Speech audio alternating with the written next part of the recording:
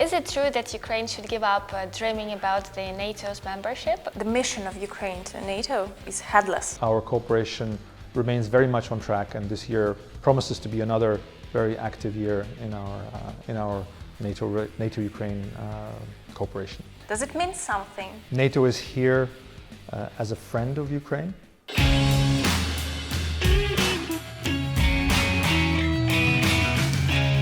I would like to get us back to the membership question, which bothers lots of Ukrainians and me and Tatiana. Is it true that Ukraine should give up dreaming about the NATO's membership as soon as before the war ends and the occupied territories are returned to Ukraine?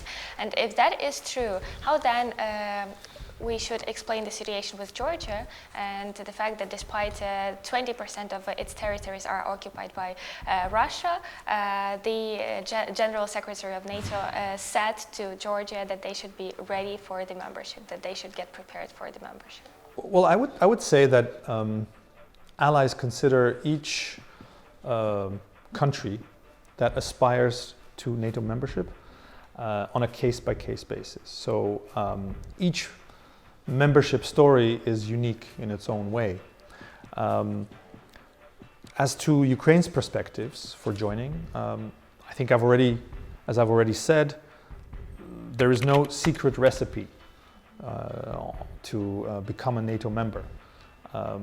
It's a political decision that has to be taken by all allies to invite a country to join. The country has to be ready for membership, and it has to be committed to contributing to NATO operations and missions. So basically it has to enhance the security of the alliance.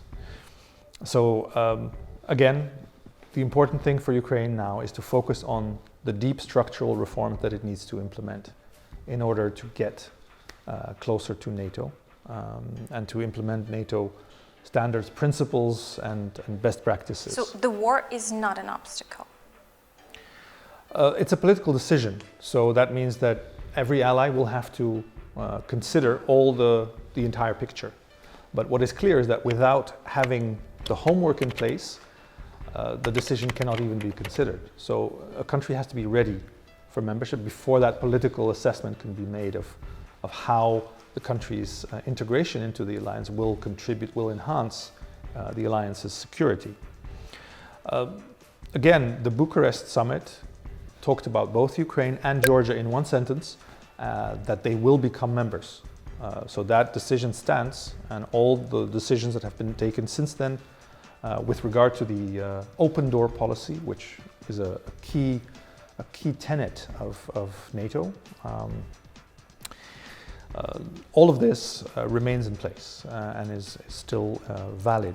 So I would say that the more successful Ukraine is in implementing reforms and the closer Ukraine meets NATO standards, the closer and the quicker Ukraine will be able to join the alliance. Is there some system of monitoring the standards? Because, I'm asking why. There is not a single system of monitoring, and all the progress of Ukraine's achievements differ, and it depends on who is talking about this effort. Well, you are right. We do hear a lot of different figures and percentages about the number of NATO standards implemented by Ukraine. I think all of those figures tend to refer to the technical or material standards, which we call the STANAGs, for example, the standardization agreements, or the allied publications.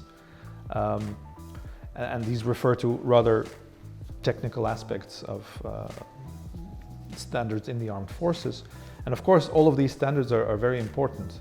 But it's important to understand that there isn't even a NATO ally that has implemented all of those technical standards, because it depends on the circumstances of each country.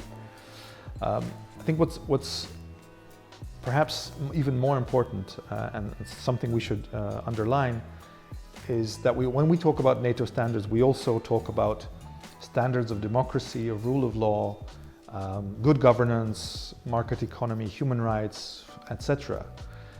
So these are the values, the standards of values that we expect of each member.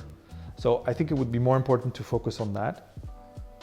And I think from our perspective, the key mechanism to help Ukraine on this Euro-Atlantic path is the annual national program, which has a monitoring mechanism of sorts, because it's a program that Ukraine develops. The Cabinet of Ministers is responsible for the coordination of the program, and then the Ukrainian government reports on its implementation at the end of each year, and then NATO makes an assessment of that implementation and provides feedback, advice, and recommendations for the next annual national program. So this ANP cycle, which also involves civil society, by the way, I think is a very powerful mechanism, which for many years was not used, I would say, to its maximum potential by Ukraine. But in the last few years, we have seen a very significant improvement in how Ukraine is using this ANP.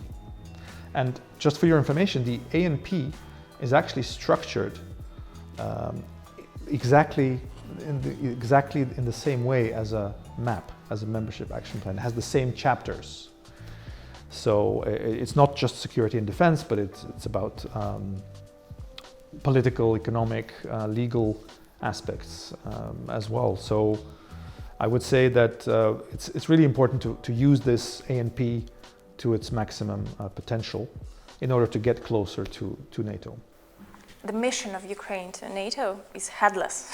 I mean that since Vadim Prystaiko left the position, it remains vacant. Does NATO maybe somehow see that as the lack of the interest of Ukraine to the development of relations, or what? Does it mean something? Well, according to my information, the mission of Ukraine is effectively fulfills its tasks and functions in Brussels, and I think that any questions about its composition should be addressed not to NATO but to the Ukrainian government. I'm sure that they are successful, but directing somebody to head the institution is also a political decision. Well, this is, as I said, this is of course a national prerogative. Ukraine decides on the composition of its diplomatic missions abroad. We, of course, are working very closely with the mission already, and once a head of mission is appointed, we will be looking forward to working with him or her in the future. What to do with the Hungarians who have blocked the work of the Ukraine-NATO Commission? My question is very short. Yes, well, of course, as you know, Hungary is a valued NATO ally, and Ukraine is one of NATO's closest partners. So we look forward to Hungary and Ukraine resolving their differences when it comes to the law on education in particular. In the meantime, allies are maximizing the use of available platforms to pursue both political dialogue with Ukraine and to continue their strong practical support to Ukraine as well. So I would say that all of the practical work that we do with Ukraine has not been affected by this position, and we look forward to being able to resume high-level NATO-Ukraine commissions when the time comes. As far as we know, joint NATO-Ukraine exercises in the Black Sea are planned, Coherent Resilience 2021. What are the other practical plans for the cooperation for 2021? Coherent Resilience 2020, I think, is a key exercise that will take place this year, and it will still be called Coherent Resilience 2020, despite the delay caused by COVID. In fact, right now preparations are ongoing very intensively to hold this event later this year. This year we also plan to hold a number of events dedicated to resilience. Starting with tomorrow, there will be a roundtable on national resilience and critical infrastructure protection, which we, the NATO Representation, co-organizes with the National Institute for Strategic Studies. And we expect that more events will follow this year, because this is a very important area, both for Ukraine and for the alliance, which is also doing a lot of thinking on its own about how to enhance allied resilience. This year we also see as a priority our engagement with Ukraine on the development of some key strategic planning documents, like the military security strategy and the strategic defense bulletin, which will lay out the roadmap for defense reform for the coming 5 years. And we also are in dialogue to further strengthen our support to Ukraine's defense industry reform through our joint working group on defense technical cooperation. Also, in the context of COVID, NATO will continue supporting Ukraine through a contribution from the NATO pandemic response stockpile, which has resulted already a few weeks ago in a first shipment of disinfectant to Ukraine, and we will also provide portable oxygen concentrators, mobile X-ray units, and personal protective equipment to Ukraine. Apart from that, we also have a schedule of exercises with Ukraine's participation, and of course our military-to-military cooperation plan continues being implemented despite some delays and some restrictions that are imposed by the pandemic. But overall, I think our cooperation remains very much on track, and this year promises to be another very active year in our NATO-Ukraine cooperation. We know that NATO reflection process is ongoing. The first question is, what will NATO 2030 be about? And the second question, is there any room for Ukraine to participate in forming the strategic vision of the future of the alliance? Yes, NATO 2030 is an ambitious initiative for the alliance to project itself forward and to look at the strategic environment as it is shaping up, and it is changing. Very recently, our defense ministers met and they discussed the 2030 initiative to further strengthen the alliance. And our Secretary General presented ministers with a set of ambitious proposals to prepare for the NATO summit, which we expect to be held later this year. And they cover, I would say, 4 key areas.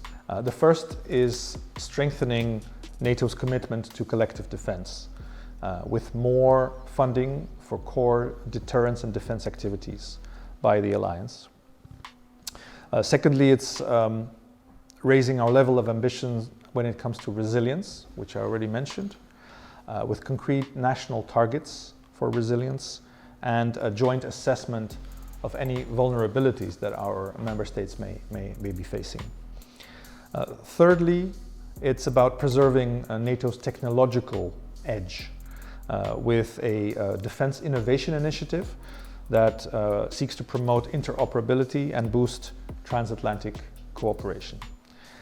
And last but not least, it's the possibility to update NATO's strategic concept, which hasn't been updated in a while, to address existing and emerging challenges to security, to recommit to our values, and to further reinforce the transatlantic link. Also, our Secretary General plans to consult with NATO foreign ministers next month, and as a result of that, he will refine his proposals and present those proposals to NATO leaders when they meet later in the year. The overall goal of NATO 2030, of course, is to make sure that the alliance remains strong and to make it more united politically and also with a more global approach. As to Ukraine, Ukrainian officials and experts have been involved in the reflection process throughout. And they, I think, provided very valuable inputs to this process, particularly when it comes to thinking strategically about Black Sea security, for instance. It's been one of the major issues also on the agenda, and it's something that NATO is paying a lot of attention to because it clearly represents a matter of strategic importance for the alliance, and in that we work very closely with our Black Sea partners, Ukraine and Georgia. And now our traditional question. As we come to an end, we would like you to summarize our conversation a little bit. So what should our viewers of Kyiv, not Kiev, keep in mind after they saw our conversation with you? Well, I hope they will keep in mind that NATO is here as a friend of Ukraine, as a strong supporter of Ukraine's transformation, of your European and Euro-Atlantic aspirations. And we are here in solidarity also with Ukraine as it faces external aggression. We believe that the sovereignty and territorial integrity of Ukraine are beyond doubt. And hopefully through my work here in Ukraine and through the work of our team at the NATO Representation, we are able to provide practical examples of that support every day. And that is the reason why we're here. That's a brilliant ending, I have to say. Okay guys, thank you for watching us today. These were Polina Bachuk and Tetiana Haiduk. And today we had an amazing guest, Alexander Vinnikov, head of NATO Representation to Ukraine. Alexander, thanks a lot. Guys, thank you for having me. Traditionally, stay safe, stay kind. Remember that Kyiv, not Kyiv, definitely. Traditionally from Ukraine with love. Yeah, that's it. That's it.